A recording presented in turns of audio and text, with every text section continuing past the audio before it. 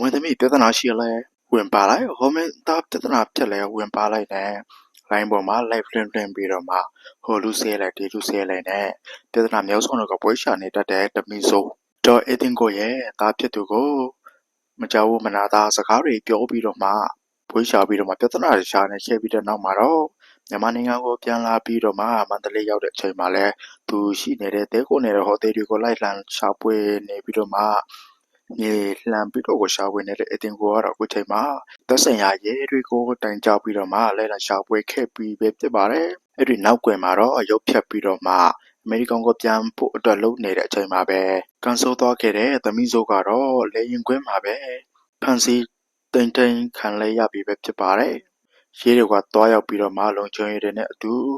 လိုက်လံပြီးတော့မှဖန်စီပြီးတော့မှအခုချိန်မှာတော့ချုပ်ကျနိုင်ခဲ့ပြီပဲဖြစ်ပါတယ်တောက်တဲ့ကြောင့်ပရိသတ်တွေတော်တော်များများကတော့တော်လေးကိုစောင့်မြင်ကတ်နေတဲ့သမီးဆိုးကတော့လိုင်းပေါ်မှာဖင်ရပြီးတော့မှအားပြရှာပြနေရကစိုးကြီးနဲ့သူတများကိုစိတ်ဆိုပြီးတော့မှရိုင်းဆိုင်နေတဲ့ဒီလိုမျိုးအမိုက်တရိုက်ကောင်ကိုခုချိန်မှာဖန်စီခံနေရတဲ့အတွက်အတော်လေးကိုပြောဆိုပြီးတော့မှအားရကျဉ်းနေခဲ့ကြပြီပဲဖြစ်ပါတယ်ညနေပြောင်တိုက်ပြီးတော့မှသူများကိုမကောင်းပြောပြီးတော့မှတလောကတော့မှသူပြောသမျှပဲအမှန်လိုမျိုးပြောတတ်တယ်အခုတော့ဖင်ရပြီးတော့မှမြန်မာနိုင်ငံကိုပြန်လာရေးပြီးတော့အခုချိန်မှာတော့သူမသိတဲ့ပုံစံမျိုးဖြစ်ပါလိမ့်မယ်မြန်မာနိုင်ငံကိုပြန်လာရင်ပြန်ထွက်လို့မရဘူးဆိုတာသူမသိခဲ့ပုံပဲဖြစ်ပါလိမ့်မယ်အခုတော့